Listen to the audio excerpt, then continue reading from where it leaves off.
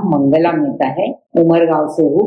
अभी मैं फिलहाल 68 ईयर्स ओल्ड हूँ। डॉक्टर हर्षल जी से मेरा 8-10 साल पहले से ही ट्रीटमेंट चल रही है। उन्होंने मुझे पहले दिखाया, मैंने तो बोले हालांकि अभी आप ऑपरेशन नहीं करो तो अच्छा रहेगा। फिर उन्होंने मेरे को एक पेन का इंजेक्शन दिया था, तो उससे मेरे को काफी राहत मिली।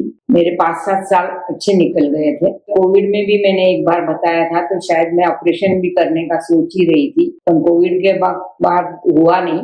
फिर अभी फिलहाल मेरा 1 साल से चल रहा था ऑपरेशन, उसमें मेरे हस्बैंड को ज्यादा तकलीफ हो गई स्पाइन की, तो पहले उनका हमने ऑपरेशन किया, वो भी बहुत अच्छा ही हुआ।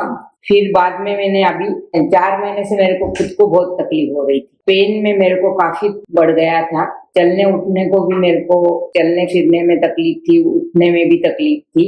इधर आके एमआरआई किया तो उसमें मेरे को ज्यादा दिखी उन लोग। फिर उन्होंने बोला कि अपन आप ये ऑपरेशन कर लेंगे, तो मेरा 20 तारीख को ऑपरेशन हुआ और आज मेरी पोजीशन एकदम अच्छी है, मैं खड़ी भी रह सकती हूँ और अच्छे से चल फिर सकती हूँ। आज मेरा डिस्चार्ज है, वो भी एकदम व्यवस्थित तरीके से हुआ।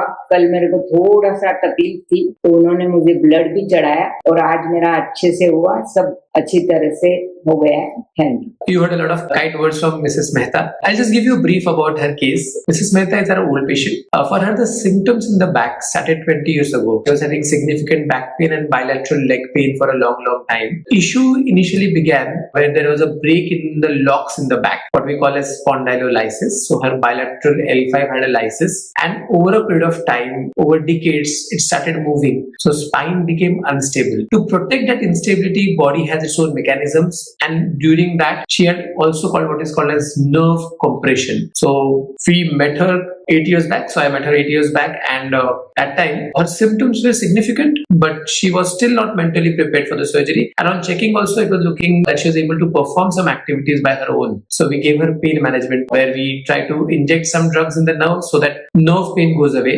And we also instituted a very aggressive, structured, supervised rehabilitation. And with that, she was much better for a very good amount of years, so around 6 to 8 years. She was much better. She had in between some frequent spikes in the pain, but those were managed by rehabilitation and physiotherapy. But this time around, the story took a turn towards the worst because she also developed significant knee arthritis, and that's common in all elderly patients. So they have back issues as well as knee issues, and then she was in her mind ready to get her knee operated. But then when we checked her, the spine problem also was significant. And for me, it usually happens between us orthopedic surgeons whether to go for a knee surgery first or a back surgery first. In her case, the back seemed to be a very significant issue. There was something called as grade 3 spondylolisthesis and a severe bilateral claudication. For me, she was the spine first patient, because after the knee surgery, to get the maximum out of surgery, they really need to do good rehab.